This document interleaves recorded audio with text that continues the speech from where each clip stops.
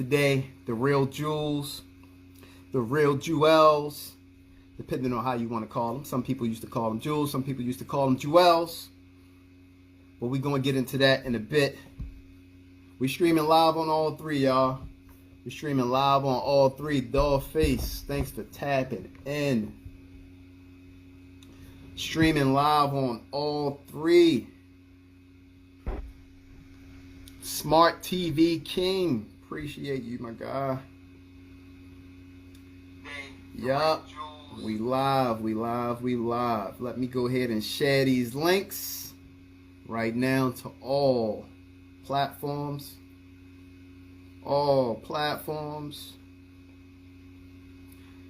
What's going on? Liga C, E-Vapors. Let's get this thing started, man.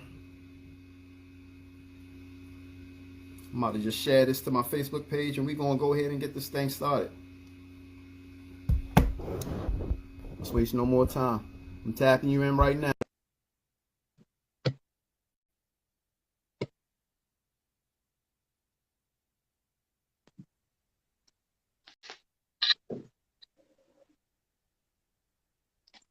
My God, the Real Juelz. What's good, fam?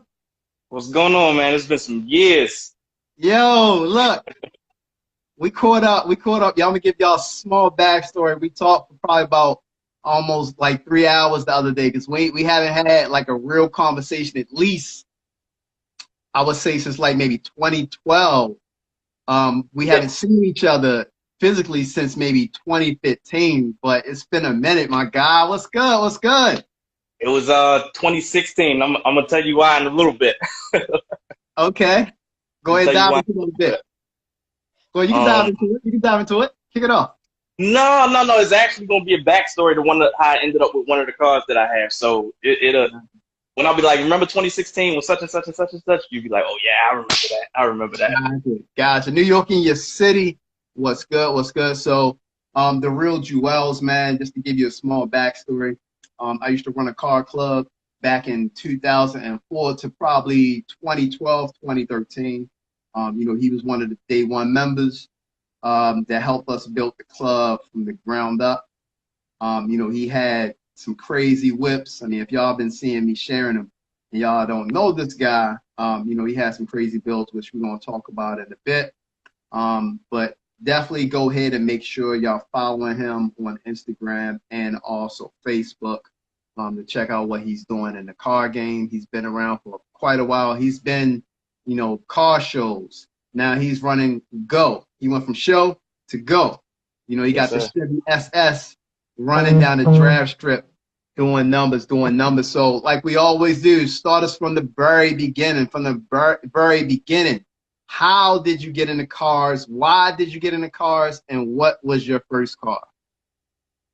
Okay, so let me see. I remember getting into cars from my dad, actually. So as far as I can remember, as young as I was, my father was always into cars. But he was kind of like one-dimensional. He loved Cadillacs. If it wasn't a Cadillac, he didn't want to deal with it. You know what I mean? I'm talking old school 57 models, 60 models, 70s models, 80s models. So no matter where we went to, man, before we went anywhere, he would always wipe down the car. That was a must. It didn't matter whether we was going up the street to the market, taking a family trip, and it could be 30 degrees out there, man. He out there wiping the car down before we got to go anywhere. Right. Yeah. As I got older, and he used to have to drop me off to work before I started driving, man, like don't ask Pop to take you to work if you was pressed for time, man, because it didn't matter if you was about to be running late. He was still wiping that car down before we went anywhere, man. So, and I could just remember issues that he would have. He would rarely call a mechanic. He was always kind of a let me try to do it myself type of dude.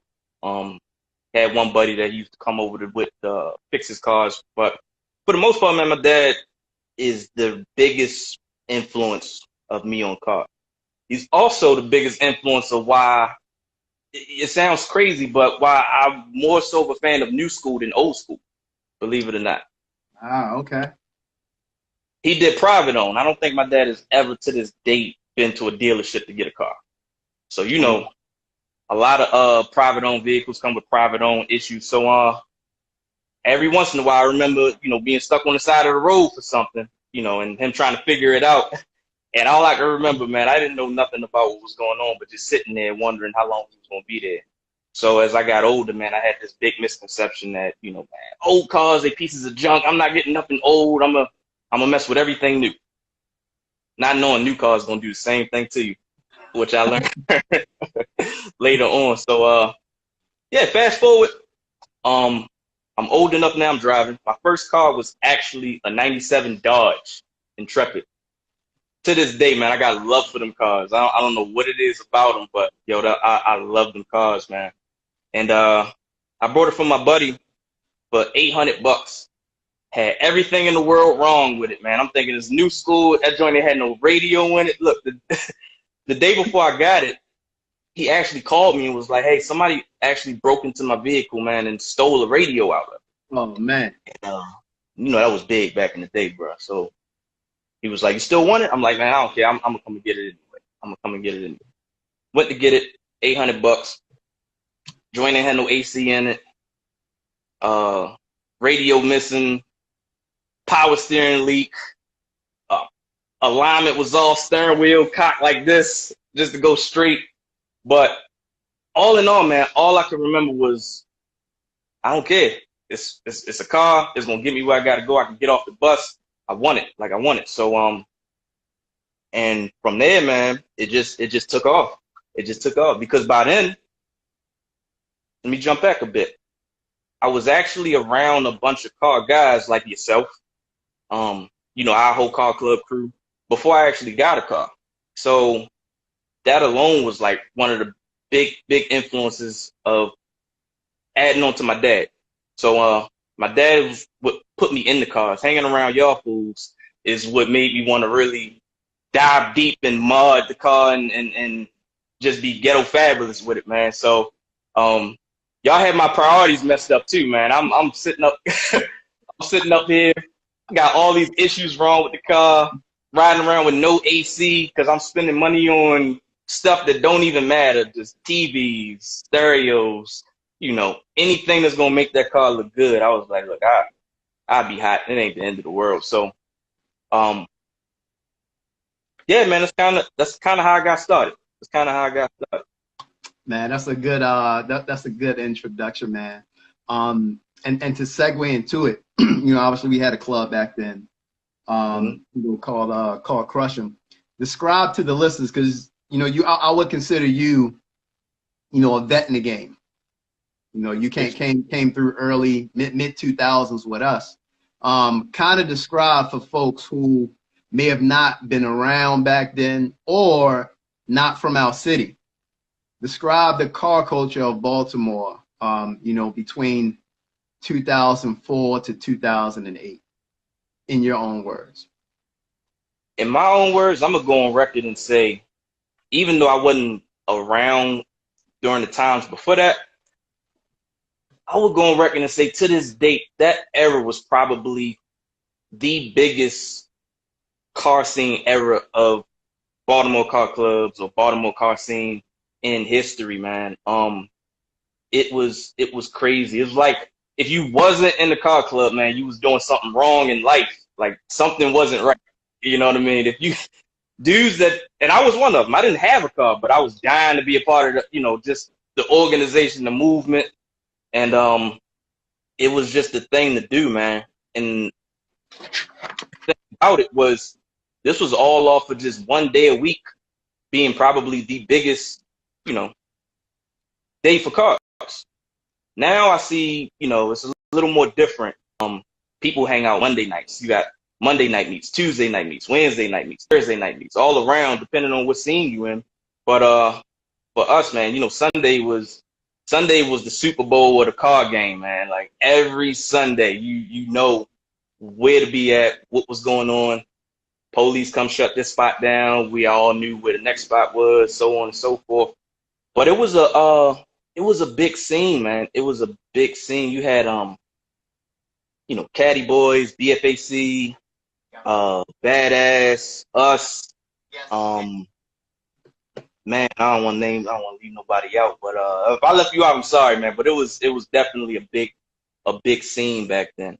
And you know, it was more uniform too, in my opinion.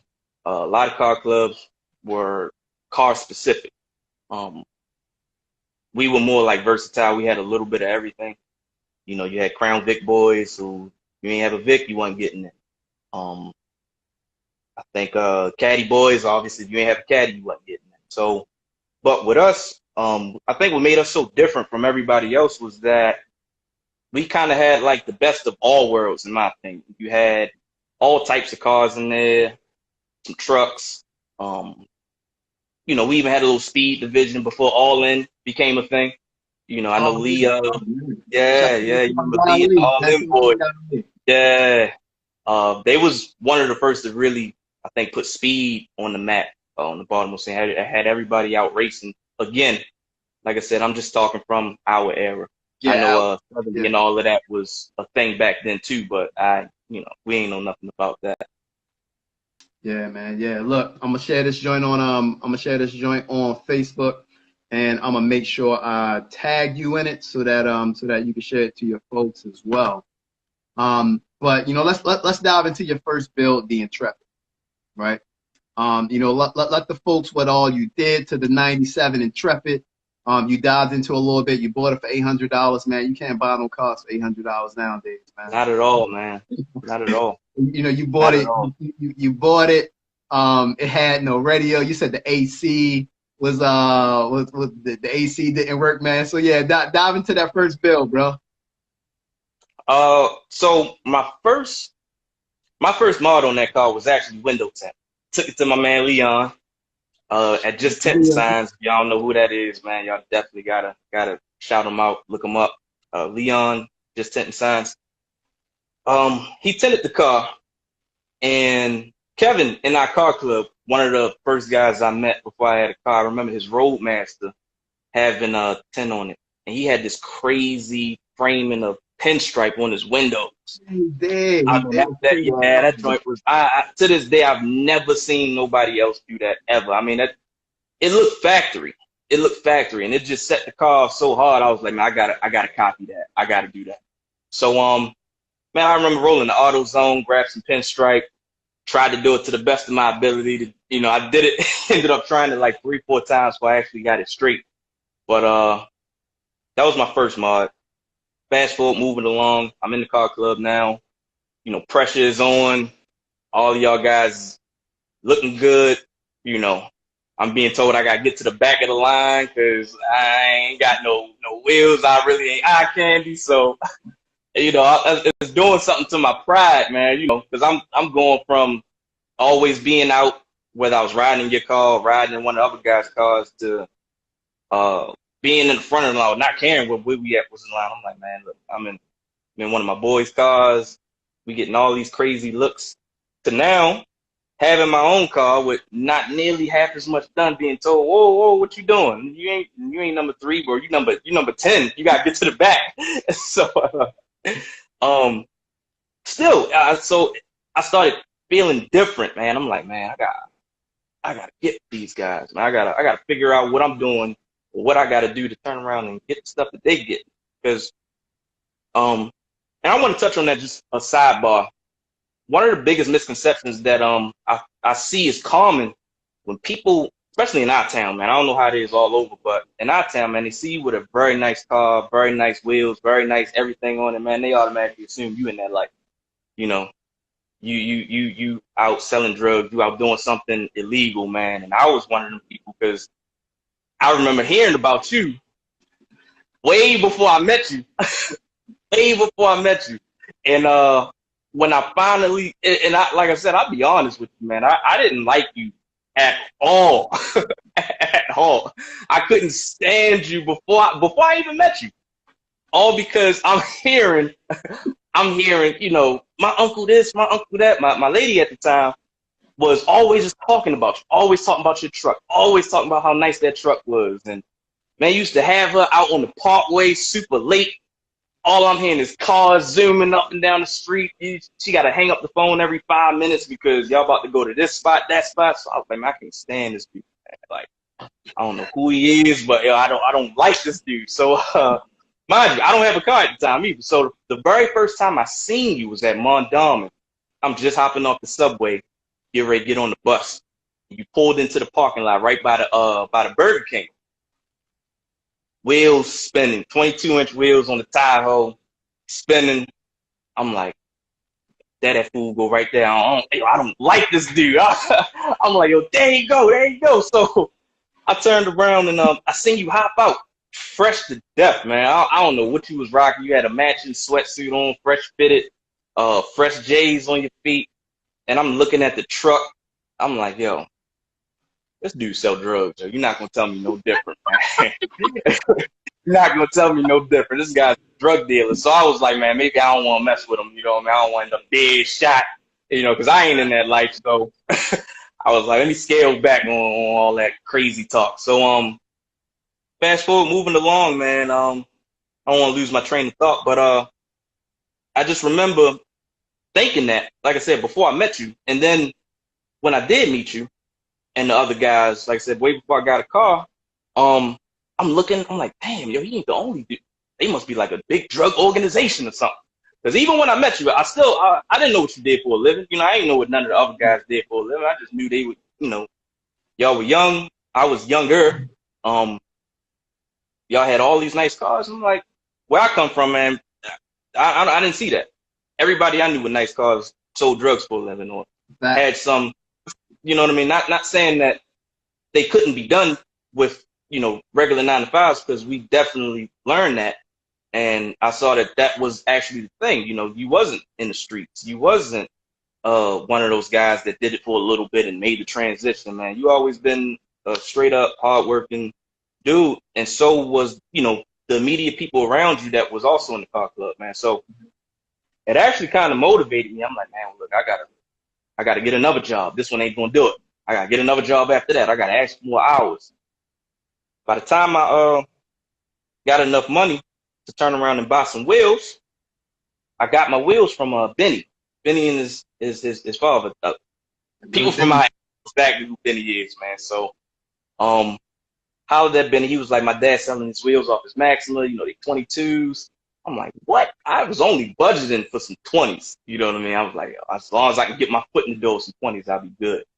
So I'm like, man, 22s on the 97. And there was only a handful of dudes in our club who had 22s at the time. So I'm like, man, look, I'm a killer. I'm a killer. I think he wanted like 1,600 for the wheels at the time. 1,600, which was a lot of money considering the time frame that it was. Yeah. You know, yeah. So, and you were a kid. And you was a kid. And I'm a kid, man. I think I was about 18, 19, maybe 20 at the most. But I think I was probably about 18, 19. I was 18, 19 because this was back in the day where you was still sliding me your old military ID to get in the 21 and over club spots. You remember them days, man? How about that? Yeah. That's when I had to gladly go to the back of the line. You know what I mean? I was like, look, he was like, I'm gonna slide in first. You go all the way to the back. That way so he don't realize I just walked in. And I'm sitting there holding the ID, like super nervous, just got my head down and whatnot. Like, yo, I hope this don't get jammed up. But so yeah, man, he was like, but I'm gonna give you wheels and tires. And I got somebody that's gonna test fit them on your car. So we went to a spot called Rent and Roll at the time. He had connections up there. He knew the people up there. It was like after hours too. I think we went up there like 10:30, 11 o'clock at night just to test fit the wheels. He knew the owner. Owner let him in the building, put the joint on the rack. And what the owner did was, man, he took a picture of it. He took a picture of the car with the wheels on it. And I think he uploaded it to like MySpace or something. So this is the owner of Rent and Roll? The owner of Rent and Roll. Yes, the owner of Rent and Roll. So you know, but that wasn't the move back then. You couldn't go to Rent and Roll and get wheels, man. So, you know, everybody was like, yo, that's hard, but man, he went to Rent and Roll, he renting his wheels, he ain't, that's cheating, you know, all this other stuff. So I was like, man, here we go. I'm already catching hate, you know, like this ain't even rent and roll. So Benny actually, what he did was, man, he went to his MySpace and tagged pictures of his father's car with the wheels on it, and you know, let him know like, nah, these ain't rent and roll. You know, they sold wheels back then too. So he like, you know, put a little side story up there, and they kind of cleared all of that up, man. But man, I was just you couldn't believe where my head was, man, being that young with a car on 22s. AC was like the least of my worries at that point, man. You know what I mean? So I'm like, man, I ain't gonna ride with the windows up anyway. I want everybody to see me in this. So, and I think I kind of got that from just being around you so much, man. If everybody don't know, this dude was like a big influence on my whole stunt career, man. Like you was like, you know what I mean? Like you done some of the craziest stuff with a car, man, a truck that I never even like thought was possible. But you know, it's just, I'm like, man, I'm gonna be just like that dude. I'm gonna be just like him. I'm gonna stunt like him. I'm a ride out like him. I'm gonna be the front of the line one day like him. So I was just excited, man. I was speechless. So fast forward, I got my TV game up because you was already doing that. You was already doing that. Did you have the PlayStation 2? Yeah. By then, see, you was so early in the game, man. You had the big joint. You know what I mean? By the time I got the little pocket joint that you could throw in the little glove box, and had the PS2 in there. My sun visors had DVD players already attached to them, right? So, what I was doing, what's up, Los? How you feeling, man? All right. What I was doing was, man, I was being crazy with it. I would turn around and throw one DVD on in the driver's side, one DVD on in the passenger side. Had a music video or something playing for the headrest TVs in the back. So I got, you know, like 3 different things going on all in the same car. And I took this from Eddie. Eddie that washes cars now, got his own, you know, business. Shout out to Ed. Shout out to Ed, man. One day Ed came down to the park and he had his Crossfire. Remember the black Crossfire yet? Of course. Ed came down to the park and I'm looking, I'm like, yo, what has he got done? I'm trying to look through his window. Man, he had the visors facing the windshield. So everything that he was playing was facing outside of the car where so people looking on could see it. Yo, and he had his front window like blacked out. So all you could see was just the TVs playing. So I'm like, yo, how the hell did this dude do that?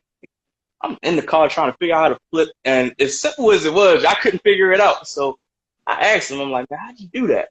He was like, yo, just install them backwards. Put the driver's side on the passenger side, put the passenger side on the driver's side, and just turn them. And they facing outside. So I took that from him.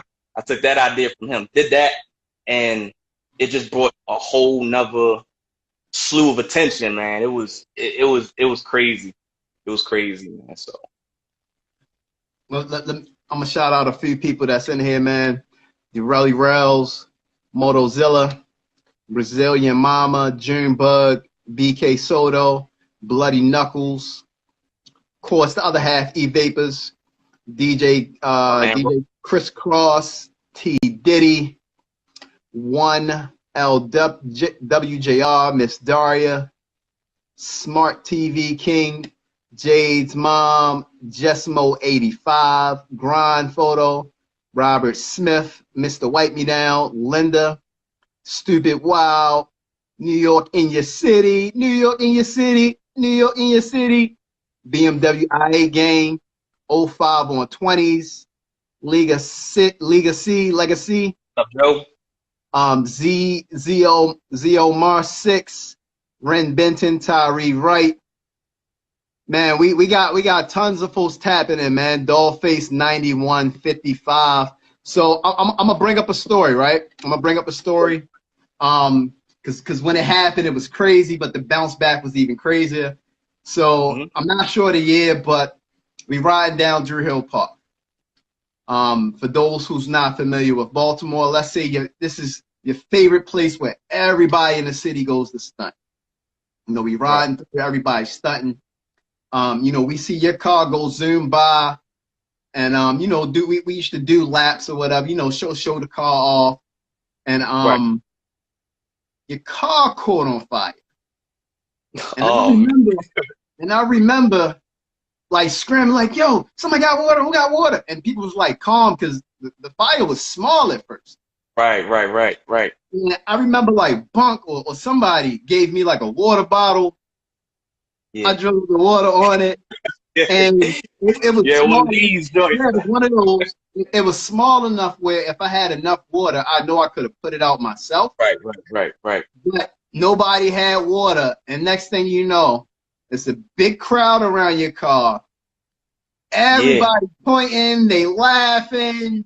Clowning me. Yo, it's car on fire. Look at this. Look at this. And I can only be like, no, what about cars on fire? What about cars? Right. It's equivalent to, you know, you playing in the NFL and one of your superstars get injured. And I'm like, oh man, you know, it's bad luck for us, right? And then like the following week, you came back even harder. Like you switched the 9.7 Intrepid to like the new body Intrepid. Man, talk about that. Let me hear what happened in your words. You can get into as much as you want, but we got to put this story on record, man. We got to put this story on record because it was one of the craziest moments of Baltimore Car Club history down Drew Hill Park. Definitely, man. So that was actually, I can't remember the year. I want to say maybe 07. I want to say maybe 06, 07. Don't quote me on that, but it was definitely somewhere around that. And it was Memorial Day weekend. And it's a Sunday, so you know it was jam-packed down there. And my roommate at the time had was still bouncing back from having his car stolen. And he was in the process of getting another car. He got the car, but now he's trying to get his, you know, modifications together. He about to do a crazy skyscraper big wheel build. So I remember. You know, stacking up all. Yeah. Shout out the rep, man. Shout out the rep. I'm gonna salute to him. He actually got me into the big wheels. I didn't even know what 22s was. So shout out to him. Yeah, definitely. Shouts out to him, man. So one of the things that was common for people that don't know was it was not unusual to toss the keys to your homeboy and be like, man, look, go take a lap around the park, man. Go get some shine, man. Because even if we had our own cars, I'll be like, man, look, let me see what this truck is about, man. Let me see what your car is like. Let me see how, you know. So it wasn't unusual for somebody to just toss your keys, be like, yo, man, look, go ahead, take you a lap around the park. So I gave him the keys. I was like, man, go ahead, get you a victory lap. Go get you a victory lap. So he's like, all right, cool. And I remember just seeing him. Now, you know, it was no exaggeration, man. It was so parked. I mean, it was so packed down there. On average, in the empty park, man, you could probably circle that whole park in under 5 minutes before you make it right back around. Yep.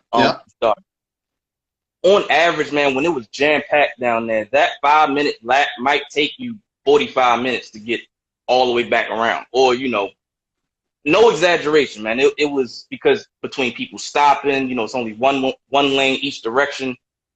People admiring, talking, running their mouth, and just that many people within the clubs.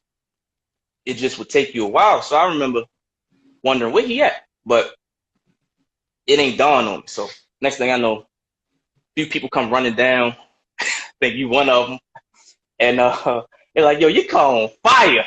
Like it didn't have no urgency. It didn't, or maybe it just didn't register with me. So I was like, "Oh no, man, I appreciate that." And they was like, "No, like yo, your car is smoking. Your dad is." They're like, "Man, your car is smoking on fire." So I'm like, "What? How?" And so I could see black smoke just in the air, man. So I knew they wasn't joking. I'm running up there. I don't know what's going on. I'm not sure how it happened or where the fire is. So I get up there, and like I said, it's a small fire, but then it ended up just spreading and becoming a larger fire. And the only thing that I can think about, man, was I got to get this stuff out of my car. I got to salvage as much as I can. I got to get my TVs out. I got to get my radio out. And I just remember everybody screaming like, yo, get away from the car. It's going to blow up. It's going to blow up. I mean, and the heat was just so hot. But, you know, looking back on it, it was stupid. But I wasn't worried or I didn't care about none of that, man. The only thing I could think about was just I gotta salvage what I can, man. I'm trying to undo TVs and undo all that I could. And I had a flip down mounted in the headliner. We had a car club dude named Devin, one of our members. Dude was big as a house, man. And I don't think he even was lifting weights back then. No BS, man. He turned around and he was like, move, get out the way. He goes into my back seat and just one take just rips the whole headliner with the TV attached to it. Probably took all the wiring and all the harnesses with him out the car onto the street. He's like, let me know what else you want. I'm like, man, I gotta get the headrests. He's literally pulling the headrests out. We could hear the fire department, but the fire department couldn't get through because it was just lanes both ways. And like I said, everybody was just laughing, clowning, and, you know, pointing. If Facebook Live was a thing back then, man, I'd have been, it would have been 100 times worse than what it was, man. But the reason I guess for the hate and all was back then, our car club was like popular. You know what I mean? Like we caught a lot of attention, a lot of hate, a lot of love, but we was also real unapologetic in a lot of ways. And you can blame Bro for a lot of that. No, I'm just joking, but it was all of it, man. I mean, it's a fact, but you know, we gonna ride together, we gonna die together. So it just kind of sprung off. So when you know, running your mouth like that and you carrying the whole club with an attitude of, you know, we the hottest out here, can't nobody touch us, man. When something like that happened, man, you got a lot of people that were just waiting for that moment, just to laugh and just to point the finger and just to, you know, like, look at that. So the car just went up in flames, man. I'm messed up. And this be the first story for the world to hear, man. So on the outside looking in, it would appear that I just bounced back, came back, you know, dropped bread. 1 week later, back with a whole nother whip, wheels and everything. But what happened was, so this happened on a Sunday. Listen up, man. This behind the scenes. Yeah, it's definitely behind the scenes, man. I've never told this story, but outside the fact that my car caught on fire. But how I ended up with another car was later on that night when we got home, my roommate who was driving the car at the time, like I said, we lived together. So he comes into my room, man. I'm messed up. I'm buried, head down, trying to figure out, you know, what happened, what went wrong. He comes in the room and he's like, yo, I'm like, what's up? He's like, I don't know what happened. I hope you're not mad at me. You know, I ain't had nothing to do with that. I tried to do what I could, but the car just caught on fire. I was like, no, I know it wasn't your fault, man. You know, but something happened. And then he hands me 2 stacks, $2,000 cash. Love. Yeah. Yes. This is not a family member of mine. This is a homeboy that I met because of you. You know, I met Rep through the car club, you know, from linking up with you. So he gives me $2,000 cash and he's like, look, man, you hold on to this for as long as you need. You get it back when you get back on your feet. But I hope this will help you, you know, get you something different or get you something new to get back on your feet so you can get back around, so you can get to work. Real humble, man. And it messed me up so bad because I know blood family members that wouldn't do that for me. You know what I mean? Preach. I know family members that wouldn't do that for me. So to have a dude that, and mind you, I didn't ask him for the money. I wasn't pissed off at him. I mean, we out there talking, just trying to figure out what went wrong at the fire. And he just hands me $2,000. Now, dog, I'm working at Walmart at the time.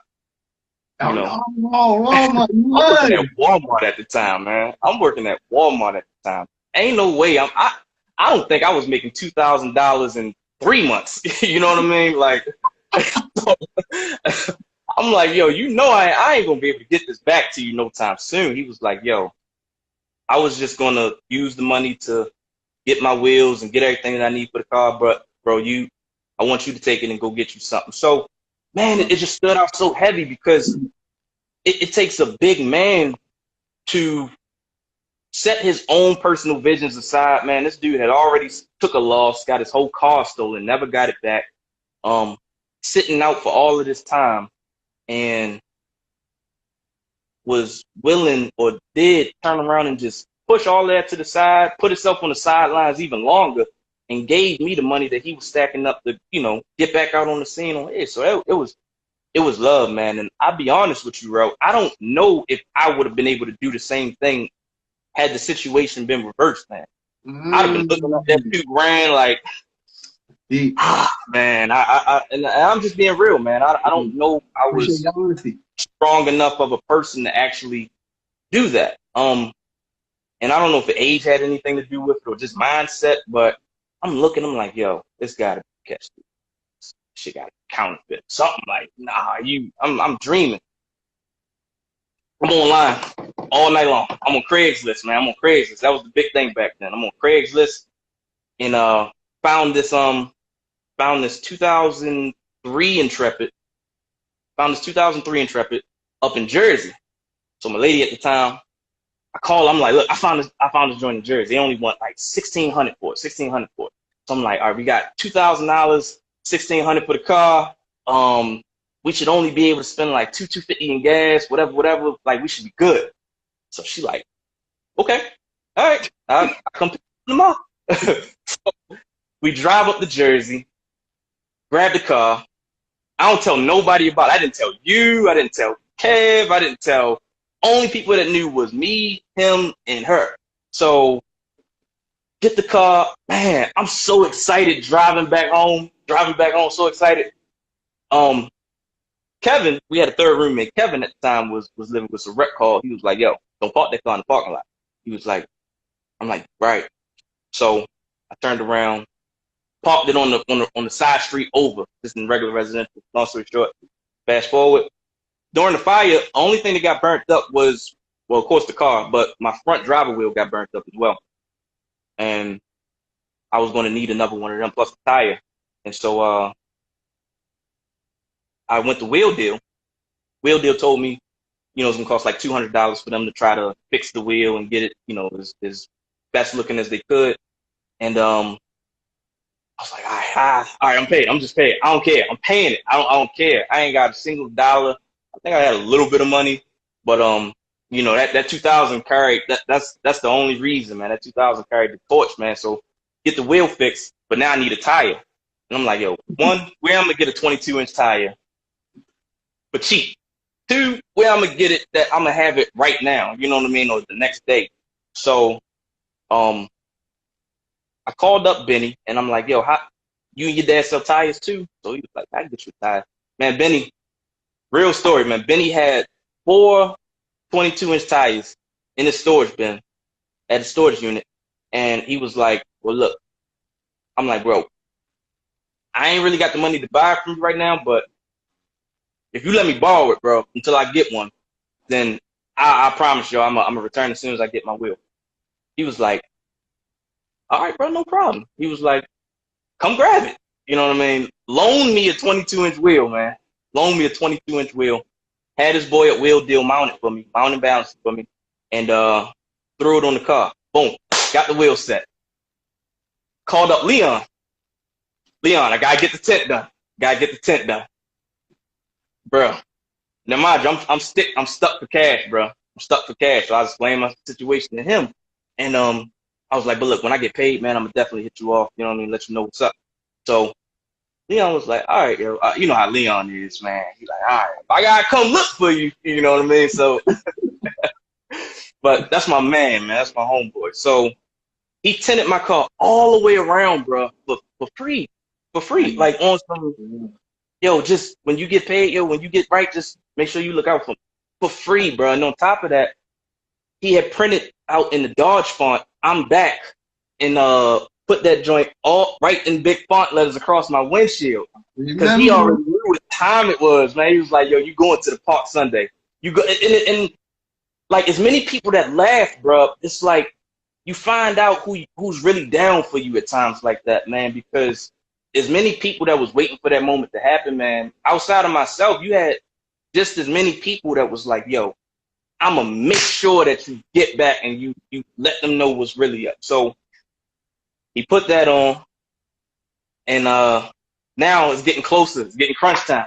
I think I called you on like Saturday, maybe a Friday, Saturday night, whatever. Let you know, yo, I got another call. You like, what? I'm like, yeah, yo, look, don't tell nobody. We're gonna just pull up. We're gonna do it in the park. And so Sunday, the following Sunday, yo, you went out and got some balloons. You got some balloons you got some welcome home balloons. You got 2 of them. We tied them around the side view mirrors, and you had them stashed away in your truck. So I rode up there with you because Kevin and Rep was like, yo, I'm gonna bring you the car. We all gonna meet up at the park, and I'm gonna just be out there. So I get out there, everybody's like, yo, it's gonna be all right. Hold your head. I'm fake, moping around. Yeah, yo, yeah, I'm gonna be all right. I'm gonna be all right. So next thing you know, Rep and Kevin pull up in the parking lot in the Burger King with that Intrepid. So everybody looking. So it kind of looked like, damn, bro, your car get burnt up last week, and here comes somebody pulling up in some newer shit just like yours is like hurting your feelings even more right now. So everybody like, damn, that shit hard. Man, Rep and Kevin hop out. Mind you, the windows all black tinted all the way around. Rep and Kevin hop out. Everybody go crazy, man. Everybody like, oh, snap, oh, snap. So, man, it was so much love that day. I think that's probably, to this date, in all of my years of cars, man, probably was the happiest moment ever, or happiest experience ever as far as anything car related goes that I've been through. That tops any shows, any race events, any stunt Sundays, any ride outs, man. That joint just took the cake. So we go to the park. I felt like Superman back then, even though I'm Black Captain America. But back then I felt like Superman. Rel, for the first time, he passed the torch. He like, look, you gonna lead the line. Now, Rel giving up that spot, like, man, that part, you feel like honored. You know what I mean? It might sound crazy, but like that's just how it was back then. So I'm like, man, I'm gonna lead the line. I'm nervous as hell. So we ride through the park. It's jam packed, and we stop like in the middle of where everybody's like posted up, and I just hop out. Everybody's like looking, but then they put 2 and 2 together. They see the welcome back across the windshield. They see the welcome home balloons on the side of the car, and like everybody that was down there that previous Sunday laughing, now they like congratulating and showing love, and it was like the whole energy had just shifted, and it was crazy because it goes to show you how the car culture can be at times. The people who laugh at you and joke with, I mean, it's just a part of the sport, man. It's like it comes along with, it's like trash talking. It comes along with the game. So, but they were so happy just to see me back, and it's like that one day was all love, man. Then we kind of went back to the old ways after that. So that was iconic for me, man. I don't think I've never been through anything like that ever again, man. So, and definitely iconic. Yeah, man. So shouts out to Rep, shouts out, like I said, man, take him out the equation, that wouldn't have happened. He was, I mean, other people played a big part in it, but I mean, he was the reason I got the car. He was the reason I got the car that fast. I eventually would have gotten another car, but definitely not the very next day of after. I ain't have a single dollar in my savings, man. Like I said, I'm working at Walmart. I'm not busting down crazy hours, nothing like that. In fact, if anything, I think I had more days off than I had at work, so it was just crazy, man. So that was wild, man. Yeah, yeah. I mean, you had a lot of people who had love for you, who helped make that transition so quick and seamlessly. Again, Yes. man, from Sunday to Sunday, like it just Yeah. happened back to back to back. People looking out for you. People got love Yeah. for you. Like, yo, look, I want to see you shine. Just get back to me, whenever. I always wanted to ask you this: how in the heck did you meet Leon? How did that happen? Like, I didn't even know who he was. I was like, yo, who the heck did the Silver Surfer theme rap on your car? Like, who was the guy? Yeah. Okay, so this is how I met Leon. I met Leon, not on accident, but I wasn't there to see Leon, but I ended up meeting. Remember when I told you that the car had gotten broken into before I actually purchased it, right? And Right. so they stole the radio. Leon used to share shop with a guy named Barty, who did all electronics, all radio installs, all, anything electronic. He did that. Leon was always doing tent. And so I found out about the dude Barty from Lee. Lee actually was like, yo, this dude's real good with electronics, just go holler at him. Lee kind of tampered with it back then. He was like, yeah, I really ain't got the time. You can go holler at him. So I go up there and I see that they do window tint. But even though I'm just there to do a radio install, so Barty hooked me up, put the radio in, and I'm like, man, y'all do tent up here? So he's like, yeah, you need to holler at him. And that's where I met Leon. That's where I met Leon. And so Leon had this thing. This stuck with me the whole time. This is why I became like a repeat customer, though. He was like, yo, I'm gonna do your tent right. He's like, I'm gonna do your tent right. I'm gonna show you. So he does the tent, and then he's like, you see this?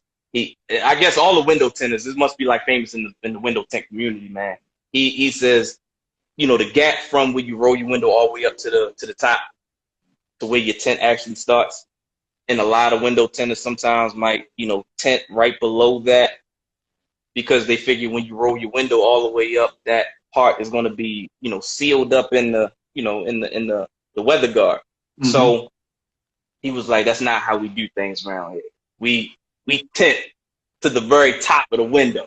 And I'm just looking, I'm like, oh, that shit don't mean nothing to me, man. I don't know. I just want my windows tinted, man. Like, but he was just so passionate about his craft, man. Like that, the very small, fine details and something that little to my eye, I wouldn't have paid it no mind. I wouldn't notice it had he not pointed it out. But like I said, in that culture, window tinters, people who do it, they know like that's not cool. That's not what you do. So from just him being that into it, I was like, yo, that dude paying that much close attention to small detail, bro. That's somebody who I want to always work on, my car, always tint my car. So that's how I ended up building a relationship with him. So from there, man, anybody that I knew needed tent, or anytime I needed something done or whatever the case is, man, I was just going straight to him, even down to being, yo, this dude was so ahead of his time, bro, man. I had you can fact check this, by the way, the first ever car to be vinyl wrapped before vinyl wrapping was a thing in Baltimore. Not gonna say in the world, but in Baltimore, you couldn't show me no other car that to this day has done that. And this was 2008, by the way. This is 2008. I mean, it was so unheard of that people thought that it was airbrushed when I did the vinyl wrap of the Silver Surfer on the hood of the car. And everybody was like, damn, yo, who airbrushed that? Who airbrushed that? Like, it's not airbrushed, man. That's a wrap. I don't even know what it was called back then. Like, I don't even think we was calling it a wrap. You know what I mean?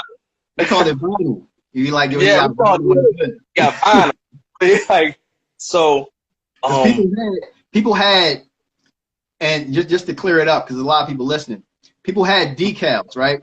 Like I Right. remember Ed had like some crazy decals and on his crossfire, like the I think he had like the Batman. Yeah. You know, I had like the Louis Vuitton at the Right. bottom, but nobody. It was like the beginning stages of what you see now, as far as like a whole sheet of wrap, not just a decal, oversized logo. But he could have just cut out the Silver Surfer man and put him on there, but no, he did the whole hood. So you know, Yeah. just to drop the little details, you know, to add to that. Yeah, man. And just like I said, I didn't even want it. He was like, "Yo, I got you. Just let me work my magic. Let me do it. Trust me, you gonna like it." And bro, it was so it was so ahead of his time, man. I remember having to meet with him like multiple times throughout the week, man. He out in the cold taking measurements of the hood, you know, taking pencils and marking this and marking that on paper, like really getting this thing. This was I don't even think they was really doing, you know, laser printed machines or whatever that stuff is back then. It just literally prints out the shape of, you know, now you got computers that you just type in what kind of car it is, man. It prints out whatever shape according to that car Mm-hmm. part. So, um, man, and he did that joint in the hood, man. He installed that joint in the hood, right on Monroe, side of the car wash, the big car wash on Monroe Street.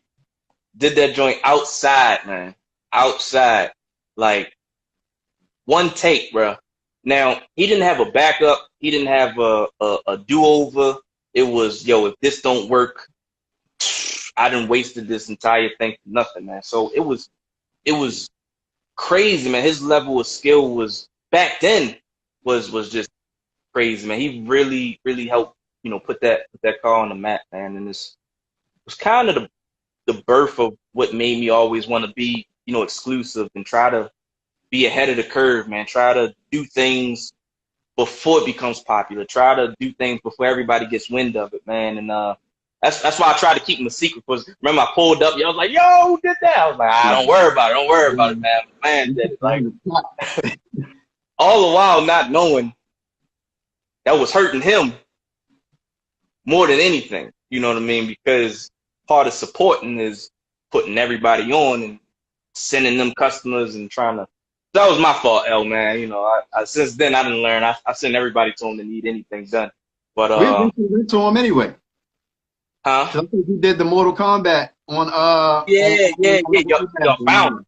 Y'all found him, but that wasn't off of me though. I didn't wise up like, you know, I'm gonna put him on. No, I think it was you that discovered them, and it took for a conversation with him and somebody, or maybe him and you. I can't remember who. For them to be like, "Oh," he was like, "Yeah, I seen the Silver Surfer." He's like, "Yeah, I did that. That was me. I did that." And they're like, "Oh, you the dude that did all of that." So I like I said, man, I just was trying to just keep secrets and like, nah, man, that's my connect. That's my connect. Ain't nobody gonna go to him for nothing, man. That's just gonna be my connect. But man, it was just that was a time, man. It was a time. No, definitely time, definitely time. I want to shout out to my folks on YouTube. Hit the like button for us. We typically go live from 5 to 6, but if it runs over, it runs over. We're gonna see what IG let us do. Typically, they've been letting us run over. But if they do shut us off at 6, you know, shout out to stuff at the Real Juelz where people can find you at, and you know what you pretty much about on social media. Um, I'm laid back, man. My life might be as boring as it gets, man. I don't really do much of anything. I work out, and cars, man. That's pretty much what you'll find up and down my page. Um, and because it's wintertime, and you know, car scene's not really doing much of anything. Well, depending on where you are, man. It's dudes out still doing car stuff, man. Here it is in December, you know. So like I said, I think back then has changed because it just don't stop. But yeah, man, I enjoy working out, man. That's my thing. I enjoy cars just as much. Um, and so I'm not, you know, too personal. I don't get into a lot of the personal aspects of my life through social media. But yeah, pretty much mainly you'll see, like I said, mainly pictures of just me, workout videos and cars, man. So if you enjoy any of that content, especially you know, I got a lot of car followers. Um, you can catch a lot of the content that I, do out and about through Instagram. So. Yep, yep. So let me just keep it going to add to your legacy. 2010, we started getting like newer cars, modern cars. You came through with the G8, and I had no clue. I mean, I'm a huge car enthusiast.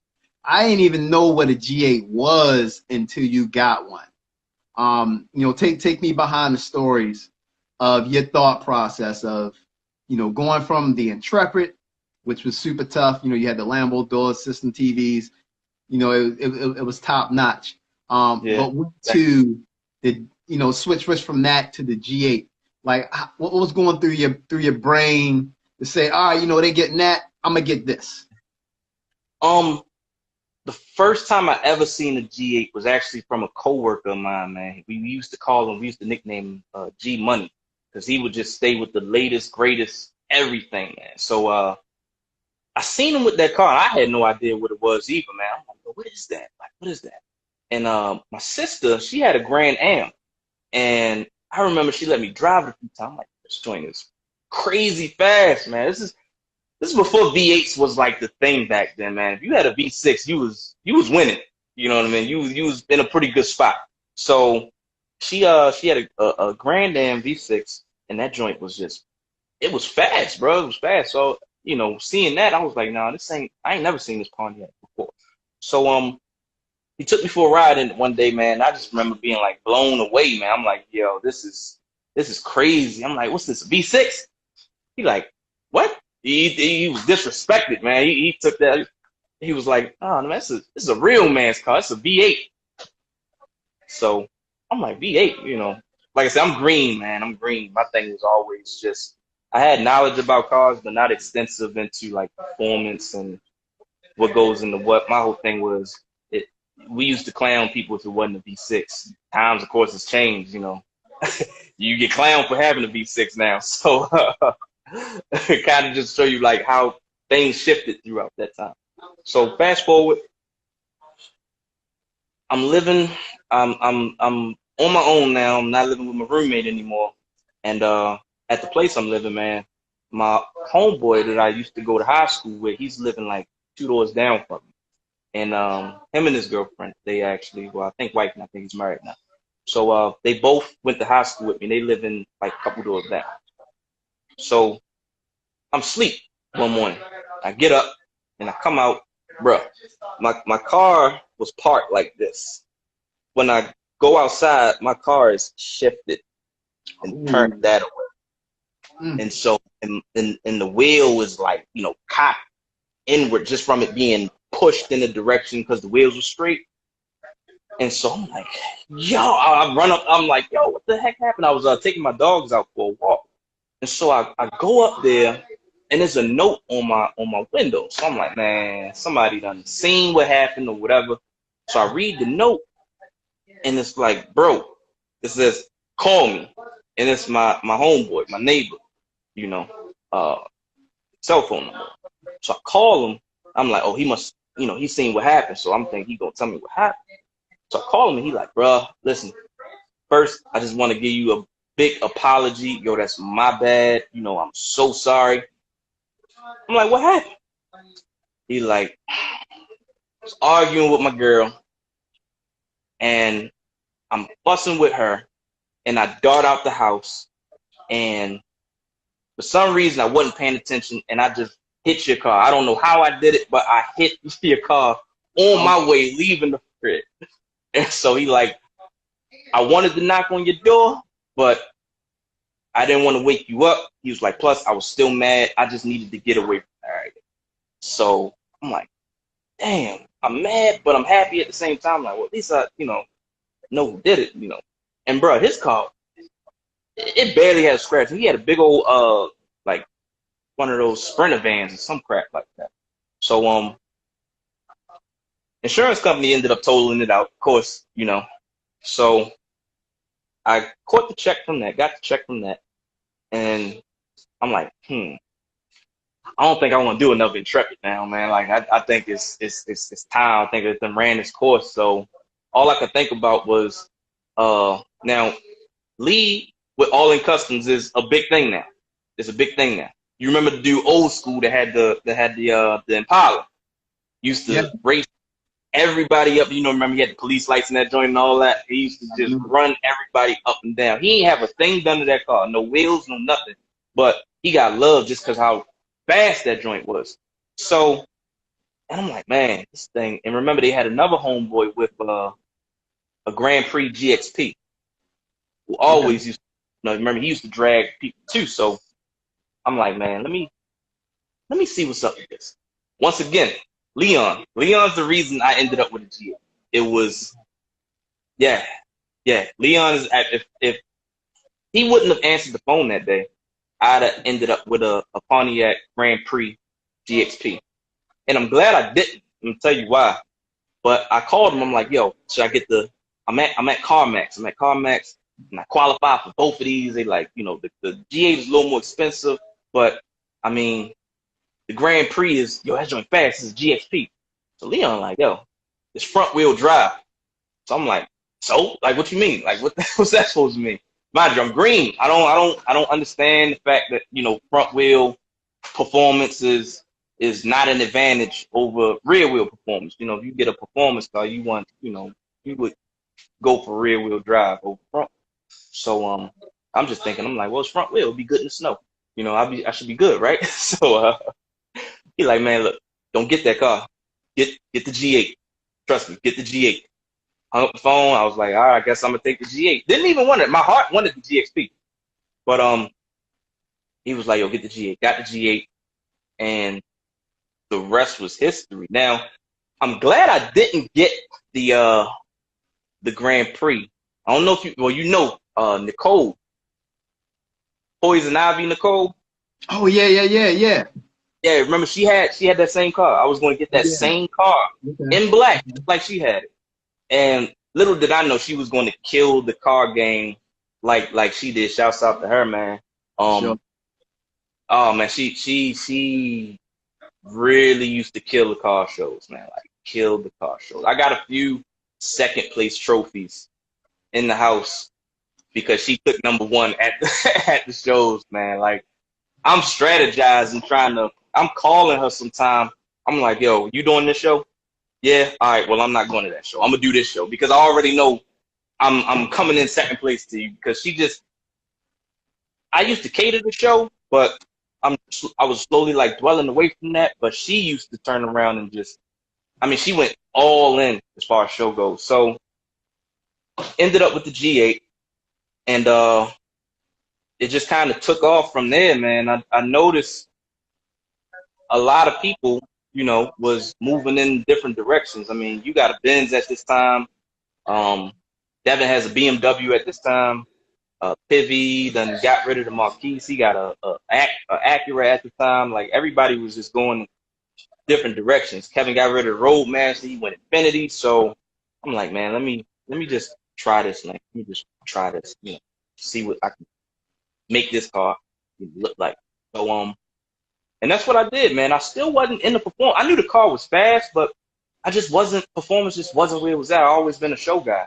So I ended up being badly influenced by my peers, bro.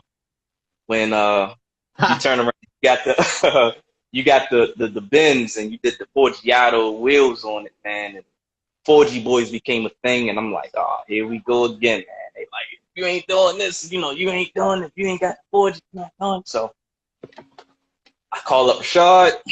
I'm like, Rashad, I gotta get some wheels on this. I gotta get some wheels on this. He actually handpicked those wheels. The Forgiato, I can't think of the name of it, man, but a multi-piece wheel, full face. Those faces weren't black originally. I ended up having them painted black, and man, I just remember looking back on it, man. I would never spend that much money on wheels again. Like it was, but at the time, that's what was hot. That's what was hot. So that's how I ended up getting into that. And from that, I ended up branching off and meeting a lot of great guys, man. One of my best friends I met through just being in this specific Pontiac car community. My man Eric, I met him through this. I met other great guys, you know, Joe, um, Greg Nichols. It's so many different people. I'd be all night naming them, man, but um, it just goes to show you like how huge the car scene across the world really is, man. These these guys I literally met through one specific car, but from there, you know, we kind of bonded and became really good friends, and you know, now we talk almost every single day. And diving into that community, I'm on the forums now, and I'm on Pontiac forums, and I'm uploading pictures, feeling good. They're like, all right, yeah, it looks pretty, but is it fast? And I'm like, what you mean is it fast? Like, you got the same car I got. You know you know it's moving. These guys is like, nah, is it fast? Would it run in the quarter? You know, I'm like, quarter what? Like, what you talking about? You know what I mean? Like, hey, I was never a track guy. I was never a performance guy. I was never, you know, um, wasn't really a racer. You know what I mean? Yeah, we used to do stupid stuff when we all got together, but you know, for the most part, it was more follow the leader type of thing, not let's see who's faster than who type of thing. You know what I'm saying? So, but yeah, those guys just changed me. I'm like, yo, you know what? Everybody's slowly moving in different directions. You making your transition out the car game. You're doing car shows now. Others, you know, we saw the death of a dynasty. You know what I mean? So everybody's kind of doing their own thing now, and that's how I ended up getting into performance. Just talking to some of them guys and seeing some of the videos, and I'm like, yo, I got to step it up, man. I want my joint to sound like that. I want my joint to be fast like that. I want my joint to move like that. So, and it was a good community of car dudes, man. Took me under the wing and just ended up, and with that, for that specific picture, I had ended up selling Forgiatos because the more and more I thought about it, I'm like, bro, I'm sitting here with wheels that are just, you know, and bro, you know they expensive wheels, man. If anybody knows anything about Forgiato, you know that's an expensive wheel. I realized, and true fact, one of my wheels from Forgiato was enough to pay for that whole entire set of wheels that you see on that picture in that car. Wow. One whole wheel, you know, one whole wheel. So, and maybe like, you know, maybe off a couple, maybe 100 or two, but it was that crazy. So it kind of go to show you how much a set of four was. So I'm like, man, it's time to get out. I'm trying to do performance stuff. So I sold the wheels, ended up getting into performance, and from there, man, I was just like, you know, now I'm making a name for myself in a totally different community.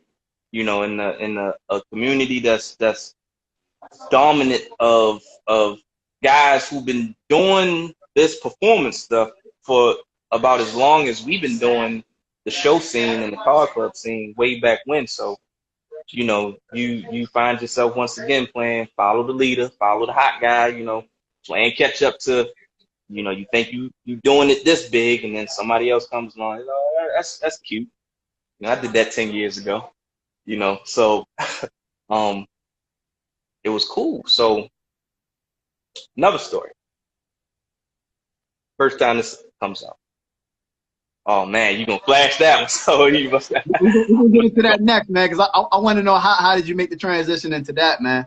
So, but go ahead with your story. No, let's do it. We can knock out two birds in one stone, man. So how I ended up making the transition into that was 2016 was the last time I saw you. 2016 wasn't 2015. 2016 at Byron Mapp's grand opening for his first business. Yeah, I remember that. You remember that? Yeah. 2016 was and you were the last person I spoke to before I left that car show. And on my way home, I made some decisions that I won't, you know, go into specifically, for obvious reasons. But one of those decisions that I made you know, potentially, possibly, I think is the reason that I actually ended up, I totaled my car. I totaled that G8 right after I left that show. Right after I What? left the grand opening. Yeah, I I know totaled that. that. Wow. Yeah, man. I never, like I said, it's the first time I'm even speaking on it, man. Um, as far as a lot of people know, I just didn't bother with correcting people. People thought that, you know, some think I still have it. Some thought I just sold it, got rid of it. Some knew, you know, I had gotten into an accident, but um, yeah, I totaled my car, leaving that grand opening, and I mean, it was so bad, man. It was bad, and so bad that I never even bothered to like upload a pic. You know how some people, you know, they get in real bad accidents and they upload pictures and they like just showing you the carnage from it all and how bad it was. Like Mm-hmm. I wasn't in that space, man. I'm like, no, I'm not showing nobody this, man. I put so much time, so much money, so many stressful nights, so many plans, so many things went wrong. We made right, you know. So much went into that car, man. I was like, oh, I'm done. I'm done. This is it. I'm not doing cars no more, man. I'm done. Uh, and um, I was I was distraught, man, stressed out, you know. And I remember, I remember two things. I remember two things. I was supposed to had uh played with my son. My son was 2 at the time. He was 2, and actually just I think he just turned 2. No, no, no, no, no, no. I'm lying. He was 1. He would be 2. This happened April 2016.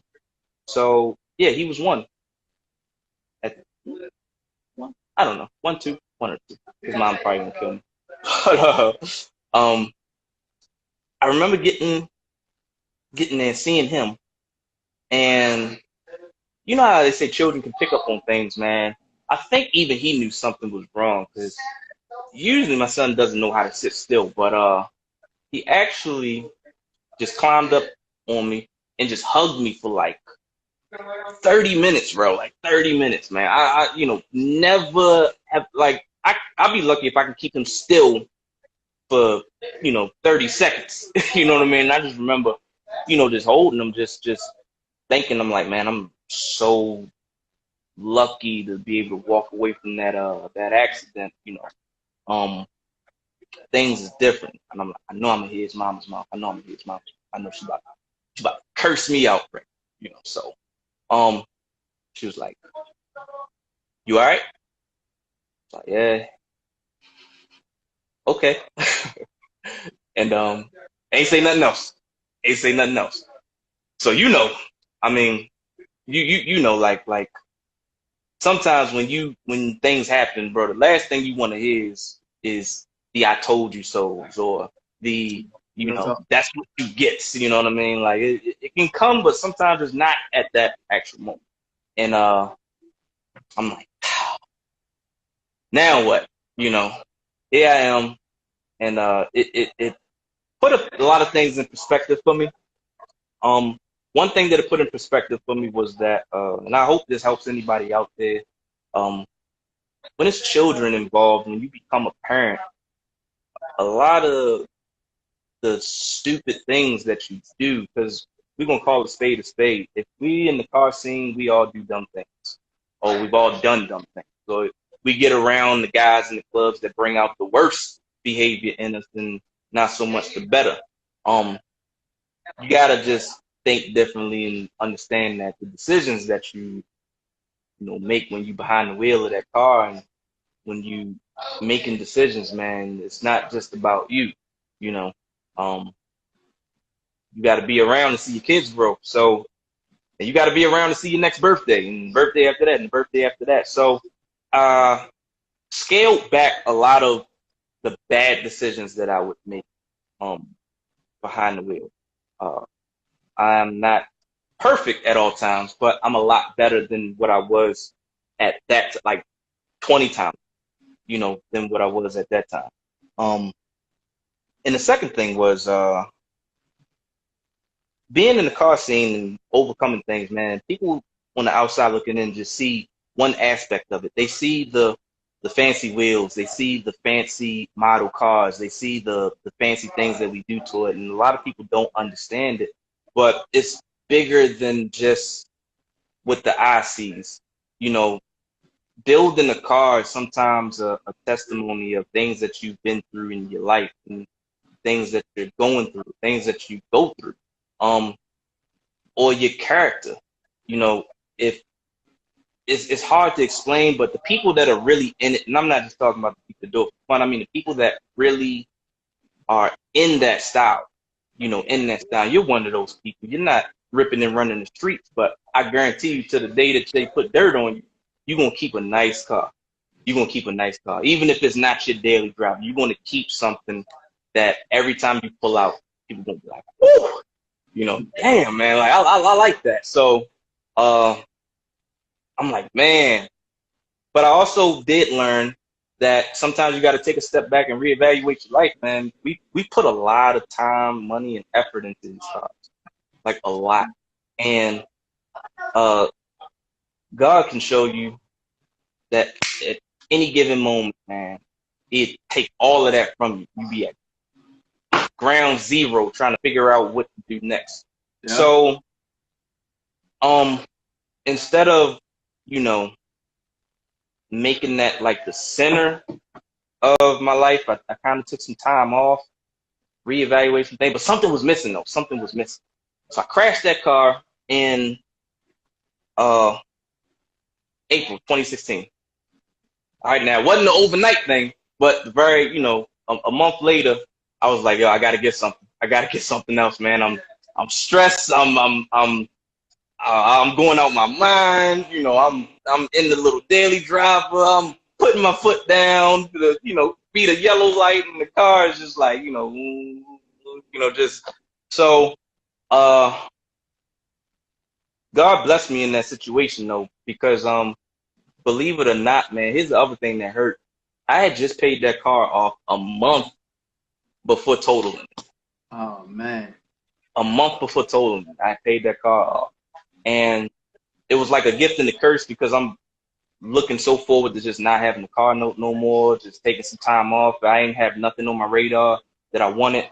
But so that was like the bad side of it. But the good side of it was that when the insurance company cut that check and I realized I had no bank to pay off, you know, no need for gap, you know what I mean? Because the car is paid off, the car is done.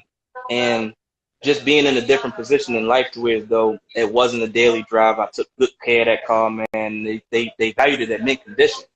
So they gave me a pretty penny for it, man. So I was in a position to really take my time and buy a car that I wanted.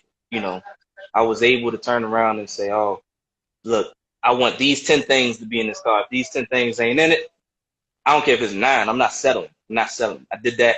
I did that with the G8, believe it or not, man. The one thing that car didn't have, but I grown to love it, that car did not have leather seats in it, bro.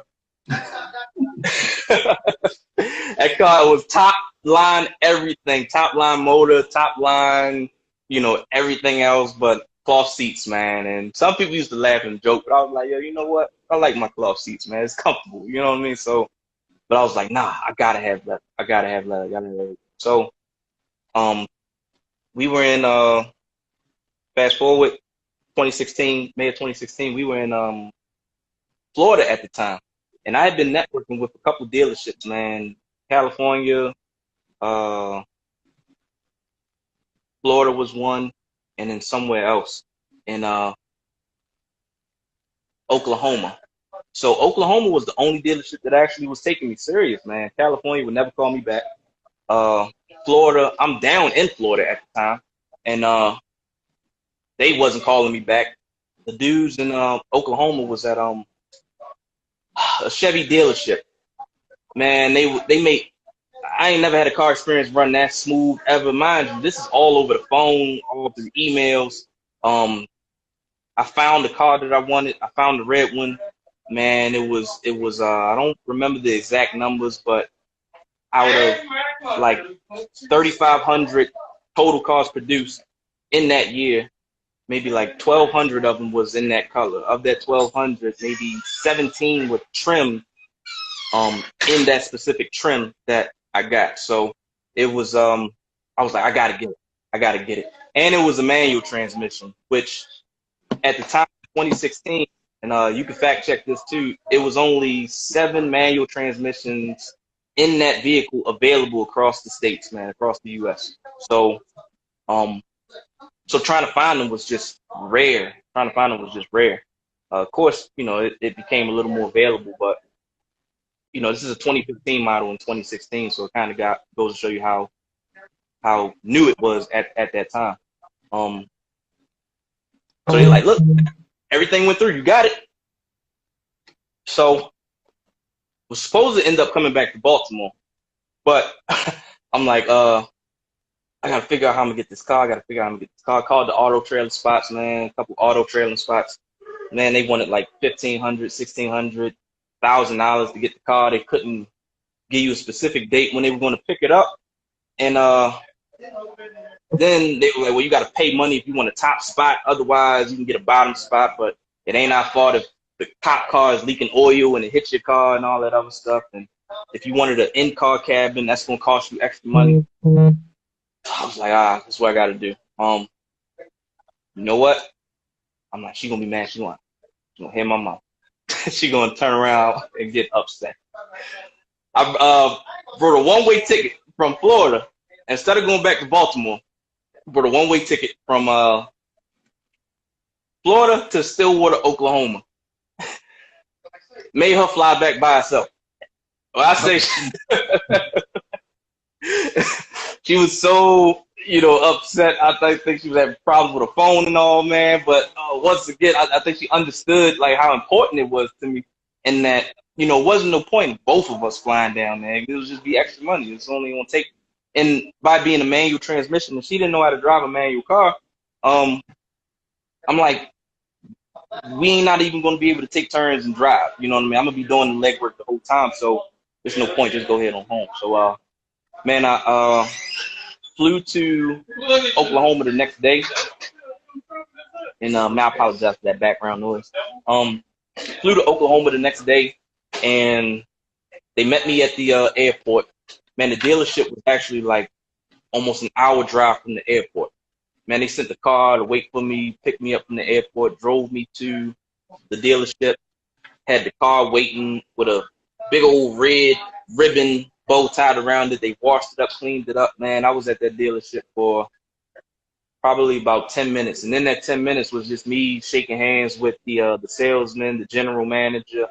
Everything was a go. They already had little 30-day non-resident tags on it. And man, I drove, no exaggeration, right hand to God, I drove 21 hours from Stillwater, Oklahoma to Baltimore, Maryland. Only stopped for gas. Only stopped for gas. Never one time stopped to take a nap, not, anything, because never got tired, bro. I was just so excited, just to be in something new and something that I actually wanted, I was, man, I'm just excited. Once again, ain't tell nobody. Now, mind you, there's still people, right, that I know that don't even know that I've totaled this car. And here I am driving back in a new one, without having even sold the news yet. So it was an experience, man. It was definitely an experience. Yeah, man. Look, that's an incredible story, man. Between every call you got come with a story, man. Come with a deep story. I mean, typically everybody got a story with a car, man, but you got a crazy backstory with each car. Fortunately, we're running out of time, but I'm gonna get in a couple more questions. For everybody tuning in on YouTube, if you're still tuning in, do me a favor, hit the like button, get our likes up. Right after this live stream, me and E-Vapors, we're gonna go live directly on YouTube, and we're gonna pick a Cash App winner. I got this thing called Random 5 that I do. So I'm gonna ask you 5 random questions. Oh boy. All right. So number 1, what's your dream car? Oh man, Lamborghini Aventador, bro. Gotta have it. I'm Gotta with you. have it. I'm with you on that. Favorite restaurant? I would have to say Papa John's, man. I'm a pizza fiend. Anybody Bro, knows me say that. I remember, man, you used to smash pizza Oh back in man, the day. ain't nothing changed, man. I will go to a carry out Papa John's before. If they had a sit down restaurant, I'd be there. What keeps you going every day? My son, definitely. Mm. What's the biggest misconception that people may have about you? I think I've been thought to be cocky and arrogant. I never understood where that came from. That's not the case. Nah, definitely not, man. I'm super humble to my situations, where I come from, all of that, man. So I don't know. I never understood why people thought that. And my last question is, how do you want your legacy to be remembered? I would want people to remember me for what I've done to personally affect their lives to make them better individuals. My whole thing was, man, long story short, I used to coach high school wrestling, but I always felt like I was more of a coach. I worried more so about life outside of high school after they crossed that stage, opposed to just being the best wrestler possible. So, and to this day, I keep in contact with a lot of those guys, and because of that, I want my legacy to be remembered of how I help people become the best version of them, being the best them possible. And if I meet 10 people and change the life of one, man, I'm okay with that. I'm okay with that. Because, you won't be able to help everybody all the time, but you help some of the people some of the time. So I would really hope that I would be remembered for how I helped people, how I helped make somebody better. Love it. Love it. Love it. Taking it beyond cars, man, or even with cars, with or without cars, what can we expect next from the Real Juelz? Actually, man, it's funny that you mentioned. I want to introduce somebody. This is Miss Kim Tibbs. Hi. She is a singer. And Showing your face you're on live with Cartalk TV. So say we get yeah, everybody in the YouTube world and the Facebook world and Instagram.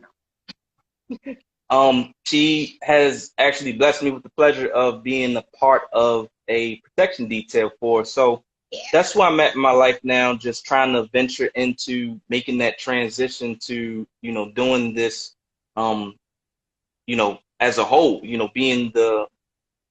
trying to take this off in a different direction. And just Miss Tibbs entrusted me with her safety and the people around her, and just to make sure that everything goes according to plan. I take that on very seriously, because it's not every day somebody entrusts their life to a total stranger. So that's where I'm at with it right now, man. I'm just really trying to step away from being in a uniform and transition into being my own, brand, my own entity, and a part of a team that Miss Tibbs and another good friend of mine is in the process of building. So hopefully, man, I can. We'll tour soon, hopefully, yeah. after COVID. You'll see him zipping away. And she also allowed me to step away from, my duties to do this interview. So thank you for that. Appreciate that, man. That's love. That's love. We thank you for it. We thank you for it.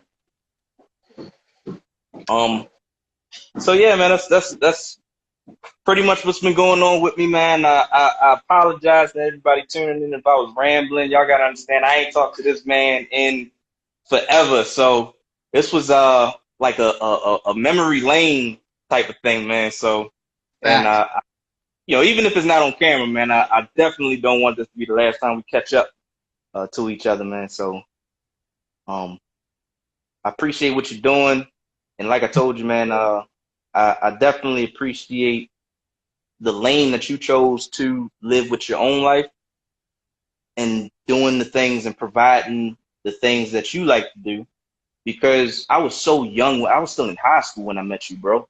You know what I mean? So Yeah. had you chose a different path with your life, and here I am going from I can't stand this man to I want to be everywhere where this man go. I want to be everywhere where he goes. If you was in a different lane, a different lifestyle, I probably, man, I looked up to you so much at one point, man. I still do. I would have probably followed that. I would have followed that. So uh, I want to appreciate, I'm not appreciate, I want to thank you for being the man that you are, bro, because it really helped guide me to the man that I wanted to become, man, which is, bro, you always been hard working. Like I tell people all the time, man, if we hung out till 4 o'clock Sunday night, at 5 o'clock, you was getting your behind up and going to work, you know, your work ethic has always been crazy, man. Your work ethic has always been crazy. Never stop moving forward. Always been a motivation, and you never let the naysayers stop you from doing anything. Appreciate It's that, been bro. ideas where you come up with, I'm like, bro, that's crazy. That's not gonna work, bro. I don't know, man. I don't know if that's gonna work. And time and time again, bro, you just proved everybody wrong. Proved everybody wrong, and that's the type of people that you know should be the voice and the representation of the car club culture, man, or just the motto of a black man in America, or any man, you know, in general, bro. You're a great husband, you're a great father, you're a great businessman, and man, I think I'm just blessed to even, you know, I could have been a Crown Vic boy. So, no, no, man, no disrespect.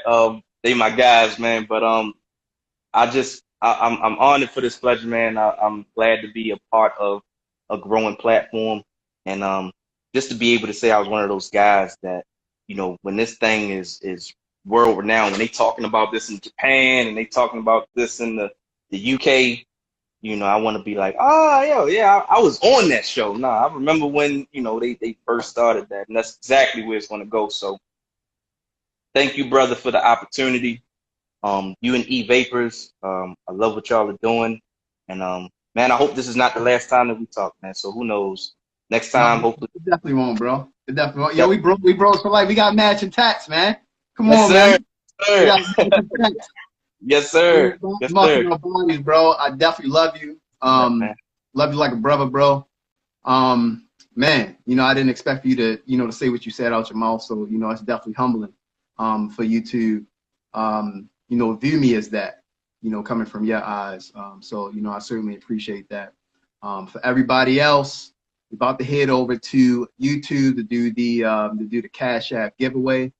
One last thing I need for you to do, however, the Real Juelz, what tips of wisdom can you leave for the viewers who's going to either viewing it live or viewing it on a replay? What tips of wisdom can you leave for those who's, you know, trying to chase their dreams and goals to make things happen in life? One thing that I will say is I got this saying that Muhammad Ali said. He said, I told you this the other day, right? He said, a man that views the world at age 50 the same way he viewed the world at age 20 has just wasted 30 years of his life. And to me, that's always stood out, because anybody who's watching or anybody that this may help, as you transition in life and you go through different things and your mindset changes and the goals that you want become bigger and better, or, you know, you start to not feel the same way about the same crowd of people or the same things you used to do. You have to be unapologetic in your ways of wanting to better yourself and not so much worrying about how others are going to look at you. And you've been a big testimony of that, because you had a lot of people mad at you when you walked away from the target. You know, a lot of people felt a sense of betrayal, you know, but Yeah. what a lot of people don't understand is that, man, you had a vision bigger than just where you were at that particular time, and you knew that at some point you needed to step away from that to get to where you wanted to go. And losing friends didn't matter to you, but a lot of people aren't strong enough to go through losing you know, those types of people in their life. But true people who really understand your vision, understand your goals, are gonna understand that if you gotta walk away from people to get to where you need to get to, then that's just what you have to do. So never let your feelings for what others are going to think of you, regardless of what your goals are, hinder you from stepping out on a leap of faith, or, you know, stepping out and just moving in a whole different direction. It's not worth letting the people hold you back. So my advice to, like I said, anybody viewing or anybody watching was that growth sometimes take you in a direction where you're going to look over your shoulder, you're going to look to your left, and you're going to look to your right, and you're not going to see the same faces that you saw back then. But that's nothing to be upset about. That's nothing to think that you don't have real friends. It's just that in the direction that you're going, when you get to, you're going to meet people with the same common goals as yourself. And those are the ones that you're going to want around you all the time, all the time.